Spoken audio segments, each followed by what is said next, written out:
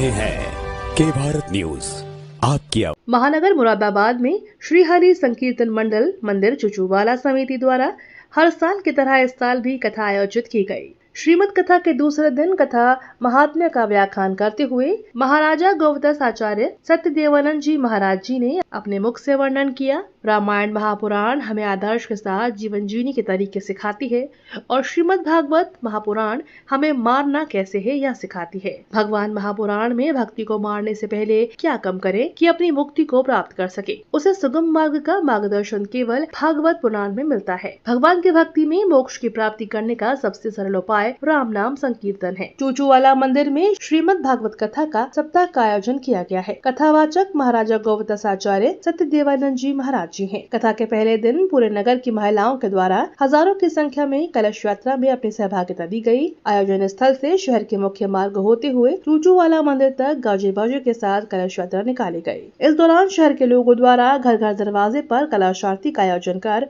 उनका स्वागत किया गया। इस अवसर पर रचित अग्रवाल, अतुल अग्रवाल, राम मल्होत्रा, अमन अग्रवाल, अर्जुन अग्रवाल, निखिल अग्रवाल, विजय अग्रवाल, अजय अग्रवाल, ब्रजेश अग्रवाल, कौशल अग्रवाल, कन्नू अग्रवाल, सुधांशु अग्रवाल, प्रदीप आदि लोगों का सहयोग रहा। से बात कर रही थी तो दोनों के बीच में जाकर राजा भोज बोल पड़े और जैसे बोले तो उनकी पत्नी ने राजा भोज को कहा, आइए मूर्ख राज।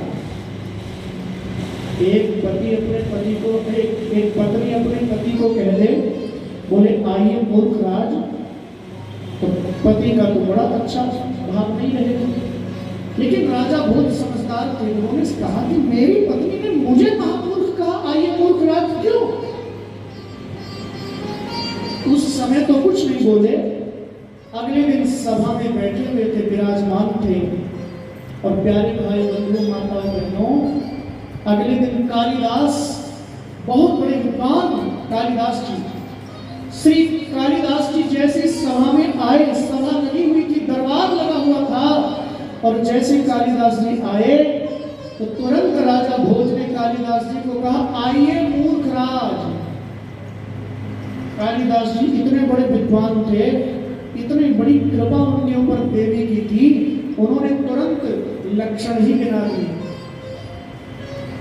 आपने मुझे मूर्ख क्यों कहा? मेरे अंदर कोई मूर्ख वाला लक्षण तो नहीं है, क्यों कहा आपने मुझे मूर्ख? खादन्न गच्छामि हसन्न जल्पे, गतं न शोचामि कृतं न मन्ये, द्वाभ्यां मूर्तियों न भवामि राजन्, किं कारणं भोज बदामि मूर्खा। खादन्न गच्छामि, मेरी बात का बुरा मत मान जाना आप सब लोग। आजकल विवाह शादियों में खड़े होकर भोजन करने का तो एक रिवाज चल गया है, उनके लिए मैं नहीं बोल रहा हूँ। यद्यपि खड़े होकर भोजन करना ये कोई अच्छा व्यवहार नहीं है, लेकिन सबकी व्यवस्थाएं ऐसी बन गई, बैंक्वेट हॉल बन गए, बड़े बड़े भवन बन गए, वहां विवाह होता है तो खड़े होकर ही सब भोजन करते हैं। खाना नहीं चाहिए, खड़े होकर भोजन नहीं करना चाहिए, नियम है। खादन्न गच्छामि हसन्न जल्पे, जो बात बात में हंसता हो सब जो हंसता ही रहे, बार बार बात बात में हंसता रहे, उसको भी अच्छा व्यवहार नहीं कहा। गतं में सोचा कृतं न मन्ये, जो बीत गया उस बीती हुई बात का बार बार सोच करते रहना, बार बार विचार करते रहना, यह भी अच्छा लक्षण नहीं कहा गया। किस लक्षण को कहा गया? नाम, मैं वो नाम नहीं लूंगा। तीसरा, द्वाभ्याम तृतीयोन बदामि राजन, श्री कालिदास जी बोलते कि दो व्यक्ति बात कर रहे हैं और तीसरा बिना बिना कहे बोलने लग जाए तो उसको भी अच्छा व्यवहार नहीं कहा है।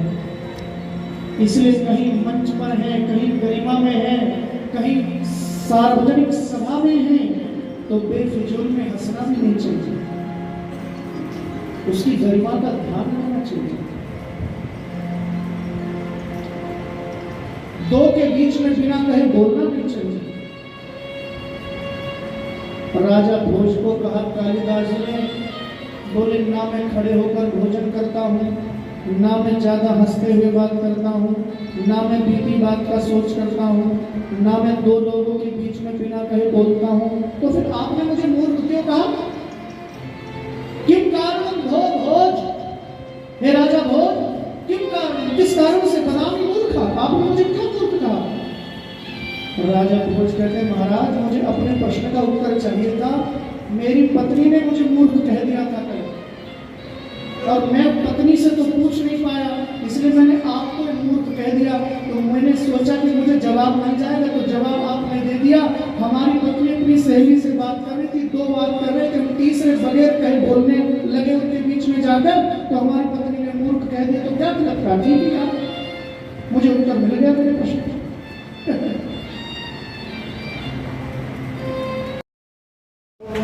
श्री हरि संकीर्तन मंडल मंदिर चुचूवाला का मंत्री बोल रहा हूँ।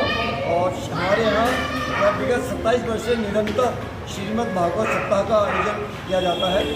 इस वर्ष हमारे यहाँ ये जो कथा वक्ता है वो परम श्रद्धेय गौवत्स सेवक श्री सत्यदेवानंद जी महाराज वृंदावन से पधारे हैं।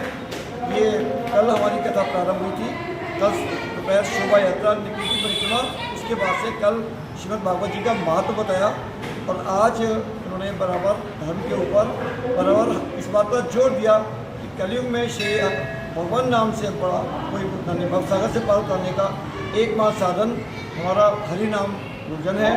कथा श्रवण करना ये इसमें साक्षात श्रीमद् भागवत महापुराण सब पुराणों में सर्वश्रेष्ठ है। इसका जो सुनता है गाता है उसे भगवत प्राप्ति होती है। इसमें मुख्य यजमान ऋषभ अग्रवाल और प्राची अग्रवाल है, और कथा में मुख्य रूप से सहयोग में रचित अग्रवाल अध्यक्ष, राम कुमार मल्होत्रा कोषाध्यक्ष, अर्जुन अग्रवाल, दीप अग्रवाल, अमन, निखिल, निमिष, आशु आदि का सहयोग है। शशि अग्रवाल, गीता अग्रवाल, गीता मेहरोत्रा, संगीता अग्रवाल आदियों का विशेष सहयोग होगा। भक्तों से यह अपील करना चाहेंगे कि वो हमारी 7 दिन की कथा है उसमें अधिक से अधिक संख्या में आएँ और इसका धर्म लाभ प्राप्त करें, धर्म का प्रचार करें। सनातन धर्म को आगे बढ़ाने के लिए, उसके प्रसार के लिए हम हर वर्ष कथा कराते हैं। उनका धन्यवाद।